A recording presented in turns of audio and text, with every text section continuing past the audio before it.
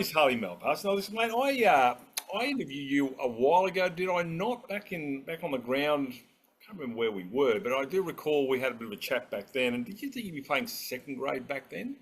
I might have played my first game of second grade, first Right. couple games, but it was, back in the Tabs season when I played my last season in Tabs. So 2023, yeah. I spoke to Lutzy Lloyd a couple of years ago. He gave away Chris Lloyd, but he said he came back because he thought, look, I think it's I think something special is happening in second grade. It didn't happen last year, but it's certainly happening there. I think you're in fourth spot. But let's go back to the start of the year. Second grade, you've hung on to that spot. Happy you got a 50 against the Gators. Yeah. A bit slim pickings in between since then, but you've hit back. But tell us about the 50 against the Gators. It was just, for me, it was just a good knock to start kind of the Red Bull season off nicely, building a partnership with Henry Taylor, who, as you know, got 144, scored big that game. But no, it was good for myself, and it was a great win. I think we nearly outrighted them. But that really set the tone for the season for us Twos boys in the Red Bull cricket. But for myself, the 50, I was very happy with. I mean, first and second grade, and it got me pretty comfortable and relaxed in that at that level. So, right, look, I'm just looking through this side from last weekend. There's one guy who's in here. He left the Seagulls, he's from the Gold Coast, and he's come back. This guy should have got a contract with the Heat, because at the time he was just knocking him out of the park, and that's Liam Hope-Shackley. Now, he's an extraordinary talent with bat and ball, and he's a crazy cat. But how good is he at playing cricket? This guy, he should have got that Heat contract a few years ago. You don't have to answer that, but how good is it to have him in the side? It's very good. His wisdom and expertise is really helpful. He's been beneficial to not only myself, but to all the other boys, regardless of their age and experience. He just has that little bit of edge that that everyone can take on board, and he's just a good character as well. He's one of the boys, makes a laugh, and cracks some jokes, and he's really good to have around. So. Any of you guys thought about getting your ears pierced like his? Not me. Definitely not me. Definitely not me. Not my go-to. No. But I'm just looking at the side of Jana. You obviously Liam, Sakvia, yourself, and Nakwal, Jackie Steinhardt, Nick Bowler. Yeah. He's a great character. Lutzy Lloyd, Jackson Monley, and Cameron Snyder. These guys have been around for a long time, and that tells me that they love being at the club. Yourself, mate, you're around veterans from the Nest, and that's why you are in the hunt this year for that reason. Yeah. I think you summed it up pretty well there. Like, we've all been around for a while, and we've kind of got that connection and gel with each other.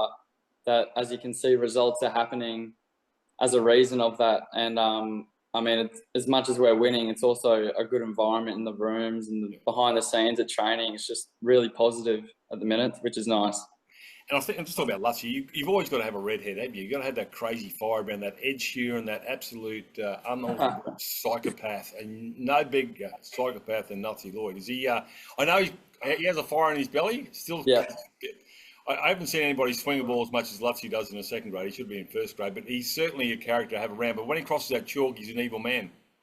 Yeah, no, he's head in the game sort of stuff. Takes it very seriously, as he should at that level.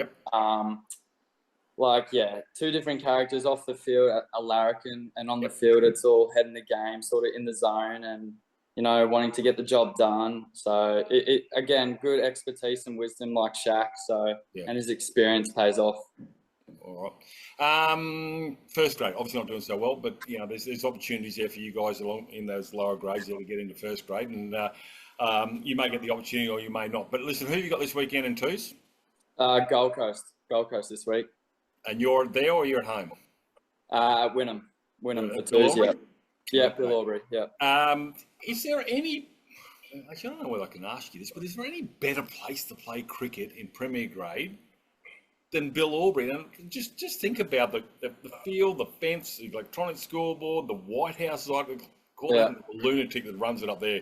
Oh, maybe Malpass is a lunatic. But anyway, but is there no better place to play, watch, and be involved in cricket than Bill Aubrey right now? Without being biased, I don't think so. I don't think there's really any ground at the minute that's going to beat Wynnum. Like the condition of the field, the wicket, it's been really consistent throughout.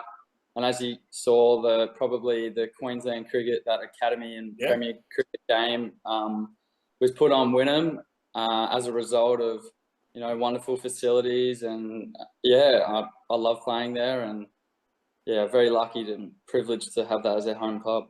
Yeah, no, it's fantastic. So, listen, mate, the season's going to finish in a few months. What are you going to do in the off season?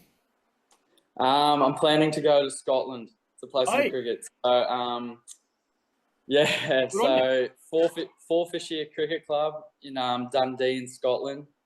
Been doing a bit of work behind the scenes, and Wes has played there before. So, going over there for 4 or 5 months before coming back here for the one-days. Right. Do you have any ancestry there? Not that I would know of. Oh, I was going to say, if your grandparents are there, you're eligible to play for Scotland. No, I don't think so. No. Just change the last name to Malpass. Mick in the front there. Call yourself. Change from Harley to Hamish. You're already in there, so just got to do something about that accent. But listen, congratulations on the 100 last week, and let's quickly just touch on that one there. How did you structure this one, mate? Just all patience, because you got off to a reasonably good start. You didn't have to do too much, and you sort of built your innings and played a patient game.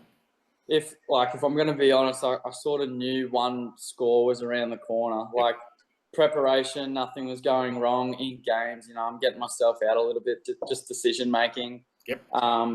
But all apart from that, everything leading up for the last couple months has been really good. How I'm hitting, I'm really happy. But it's just one of those days that everything went right for me. Like I had a chat to Wes before the game, and he just said, just be patient. You got all day. And kind of had that in the back of my mind, like there's no rush. So, and one of those things that just came off, and a lot of things hit the middle of the bat and went right. And as a result, I got 100, which was very nice. Not out too, mate. Well, it's quite funny. Lutzy came out, and he said to me, he goes, "We're going to declare after the end of this over," and I was like, okay, 274, I think, at the time when he walked out. I was like, we probably could go a bit more, but I'm backing him in with his experience and wisdom. And he hits first ball 6 over mid on for a great shot, and then we declared, so not out in the end, which was nice. Fantastic. So, listen, all the best, mate, on the weekend. And obviously, the selectors have shown faith in you, because, as you said, it was a little bit higgly-piggly there, but they believe you had another 100 around the corner, so you paid them back there. Mate, all the best on the weekend. We look forward to talking to you come semi-final times with the second grade. See how you go. Sweet. Thanks, mate. Or Hamish, I should say.